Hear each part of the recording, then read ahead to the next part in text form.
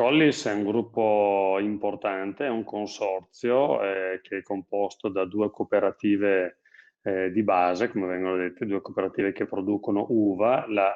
Cantina dei Colli Iberici, che è a Lonigo, come sede è originaria di Lonigo, in provincia di Vicenza, e la Cantina di Colognola ai Colli di Verona. Ecco, quindi nel 2008 queste due cooperative si sono unite in un consorzio e che oggi e che ha dato vita quindi al Collis Veneto Wine Group, un consorzio che ha più di 2000 soci produttori di uva su circa 6000 ettari di vigneto in tre province, nelle province di Vicenza, Verona e Padova. Abbiamo 5 stabilimenti di vinificazione a Barbarano, Vicentino, a Lonigo, a San Bonifacio, Colognola ai Colli e Merlara. E quindi questa è come è costituita la società. Inoltre, diciamo che ci sono delle partecipazioni, c'è una partecipazione al 100% di Collis Veneto Wine Group in Cantina Riondo, sempre qui a Monteforto, che è l'azienda imbottigliatrice diretta del gruppo, e poi ci sono delle partecipazioni della Cantina dei Colli Iberici in Cielo e Terra di Montorso Vicentino, che produce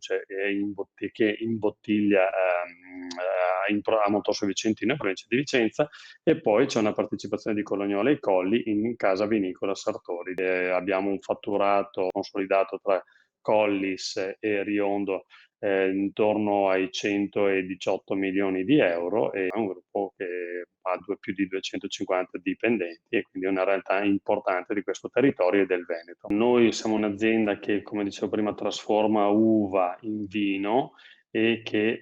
abbiamo circa il 50% della nostra produzione viene venduta alle aziende imbottigliatrici, come dicevo prima, del gruppo, Riondo, Celeterra e Casa Vinicola Sartori. L'altro metà la vendiamo invece ad altri imbottigliatori in Italia e all'estero. Questo periodo di Covid ha sicuramente avuto un impatto per tutte quelle vendite che andavano nel canale ristorazione e bar, sia per le nostre aziende del gruppo, sia anche per gli altri clienti che non sono imbottigliatori del nostro gruppo, ma di quali vendevamo. Quindi abbiamo avuto nel mese di aprile e maggio e anche un po' giugno un calo quindi di vendite, quindi perché la gente non poteva uscire e quindi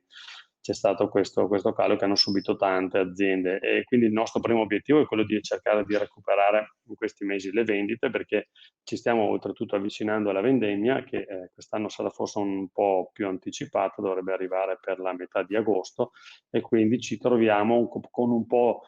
più vino del solito nelle cantine, dovendo affrontare anche una vendemmia. Una vendemmia che si pensa sarà una vendemmia come quantità media, medio-scarsa, ma come qualità penso potrà a questo punto essere buona. A parte le piogge delle prime 2 settimane di giugno, ci aspettiamo adesso un miglioramento anche delle condizioni meteorologiche.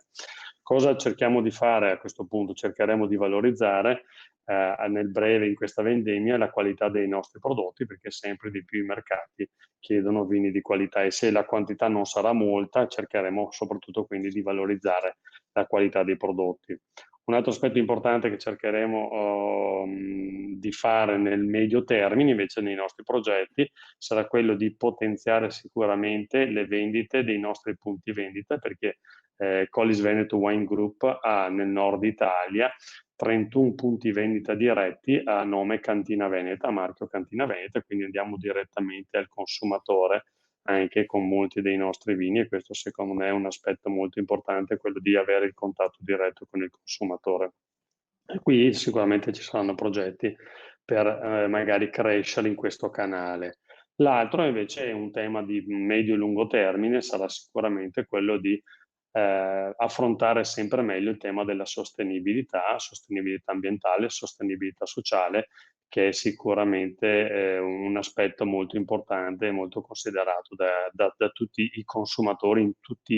tutte le merceologie, ma credo che quando si ha a che fare con la terra, con i prodotti della terra, la sostenibilità, i temi green, i temi sociali sono molto importanti.